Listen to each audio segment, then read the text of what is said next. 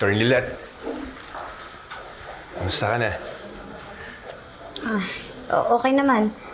Ikaw, parang busy-busy ka dun sa online show mo, ah.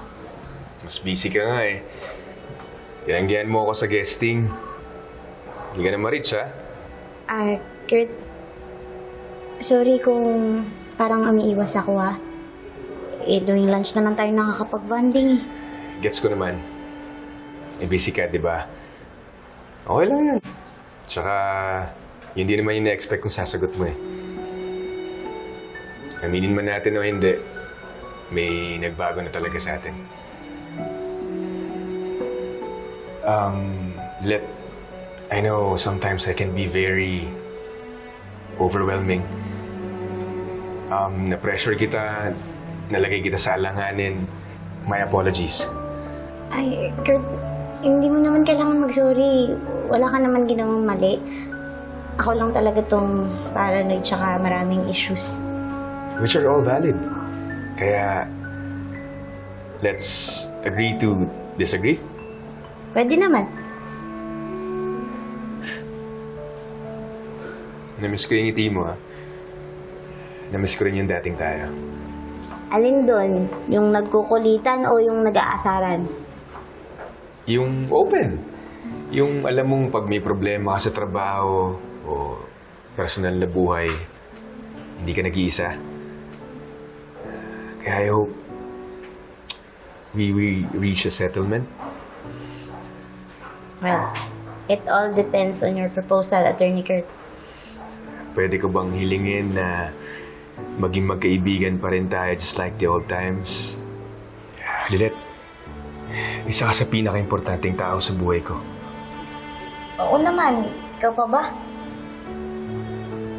Kung ganun, Panyera? Panyero. Thank you.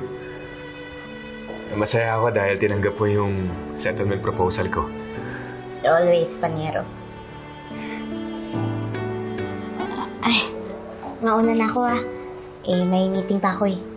Sige, ingat. Bye. Bye-bye.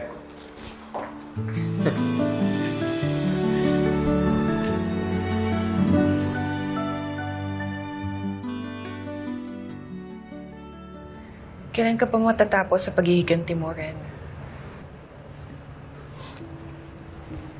Dito mo talaga gusto pag-usapan to, Sab.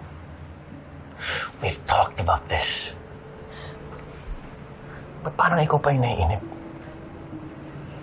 Sab, this is my case to handle, and not yours. Hindi ako naiinip. Nag-aalala ako. That's the right word. Matagal ko na sinabi sa'yo ito noon. This is your enemy's lair. And the sisters? They're not stupid people. Ang abogado din sila katulad mo. I know. That's why I chose to go for their hearts. And the more you get closer to them, the easier for them to figure out who you really are. And easier for me to keep an eye on the both of them. Look, I went through a lot nung namatay si Mama.